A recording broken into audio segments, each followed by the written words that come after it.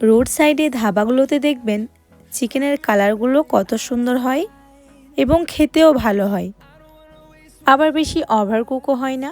তাই ঠিক কী পদ্ধতিতে করলে সেই একই টেস্ট বাড়িতেই করে নিতে পারবেন সেটাই আজকে আমি আপনাদের এই ভিডিওর মাধ্যমেই দেখাবো। তো আসসালামু আলাইকুম বন্ধুরা, কেমন আছেন সবাই? আসমা কুকিং হাউসে আপনাদের সকলকে স্বাগত। আর আজ আমাদের রেসিপি ধাবা স্টাইলের চিকেন মশলা। তাহলে চিকেন মশলা বানাবার জন্য এখানে আমি 400 গ্রাম চিকেন নিয়েছি। আপনারা চাইলে চিকেনটা কম বেশিও নিয়ে নিতে পারেন। চিকেন মশলা বানাবার জন্য এখানে চিকেনটা আমাদের ম্যারিনেট করার দরকার নেই, ডাইরেক্ট চিকেনটাকে কড়াইয়ের মধ্যে দিয়ে দেব। সেজন্য চুলার মধ্যে একটা কড়াই বসিয়ে ওর মধ্যে দিয়ে দেব 1 চামচের মতো ঘি, আর একই সঙ্গে দিয়ে দেব অল্প একটু সর্ষে তেল। তেলটা ভালোভাবে গরম হয়ে আসলে ওর মধ্যে দিয়ে দেব 1/2 চামচের মতো গোটা জিরে। আর জিরেটা একটু ভাজা হয়ে আসলে ওর মধ্যে ধুয়ে রাখা চিকেনগুলোকে দিয়ে দেব। চিকেনগুলোকে দিয়ে চুলার আঁচটা হাই করে 2 থেকে 3 মিনিটের মতো চিকেনগুলোকে নেড়েচেড়ে ভেজে নিতে হবে। 2-3 মিনিট ভাজার পর যখন দেখবেন চিকেনের কালারগুলো ঠিক এরকম চলে এসছে, তখন ওর মধ্যে দিয়ে দিতে হবে কেটে রাখা পেঁয়াজ। এখানে আমি বড় সাইজের 2টো পেঁয়াজ চপ করে দিয়েছি। আপনারা পেঁয়াজটা আপনাদের চিকেনের পরিমাণ মতোই দেবেন। এবার পেঁয়াজটা যাতে তাড়াতাড়ি কুক হয়ে যায় সেজন্য দিয়ে দিব ওর মধ্যে 1 চামচের মতো লবণ।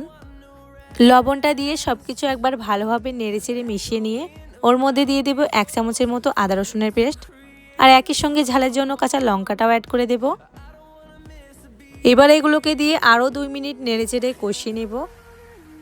ভালোভাবে কষানো হয়ে গেলে চুলার আঁচটা মিডিয়াম করে এটাকে ঢাকা দিয়ে কুক হতে দেব প্রায় 5 থেকে 7 মিনিটের মতো। 7 মিনিট পর ঢাকাটা খুলে নেব। এখানে মশলাগুলো আমাদের খুব ভালোভাবে কষানো হয়ে গেছে। এবার এগুলোকে একবার ভালোভাবে নেড়েচেড়ে ওর মধ্যে পাউডার মশলা অ্যাড করে দেব।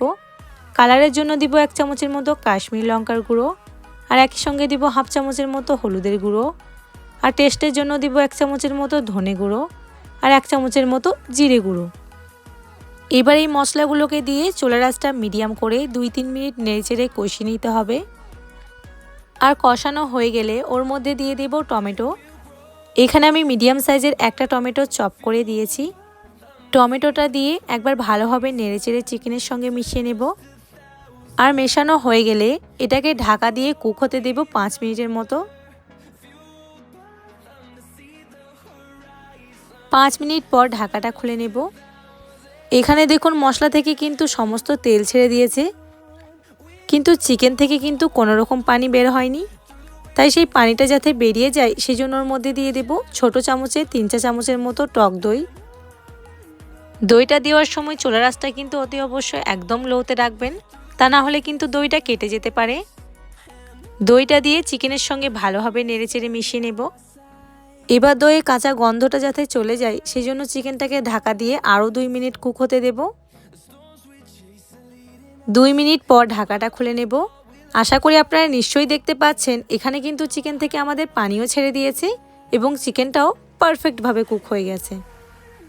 এবার ফাইনালি এখানে দিয়ে দিতে হবে 1/2 চামচের মতো গোলমরিচের গুঁড়ো, আর 1 চামচের মতো কাসুরি মেথি পাতা, আর সবার শেষে দিয়ে দেব অল্প কিছু ধনে পাতা কুচি। বাস এই সব কিছু দিয়ে একবার ভালোভাবে নেড়েচেড়ে মিশিয়ে নিলেই আমাদের ধাবা স্টাইলের মশলা পারফেক্টলি রেডি। তো আশা করি এই রেসিপিটা আপনাদেরকে নিশ্চয়ই ভালো লেগেছে। ভালো লেগে থাকলে আমাকে অতি অবশ্যই কমেন্টে জানাতে ভুলবেন না। আর সাথে আমার ভিডিওটা ভালো লেগে থাকলে অবশ্যই একটা লাইক করবেন, আর চ্যানেলটাকে সাবস্ক্রাইব করে রাখবেন যাতে ভিডিও আপলোড হলে সবার প্রথমে আপনার কাছে পৌঁছে যায়। তো আজকের ভিডিওটা এই পর্যন্তই।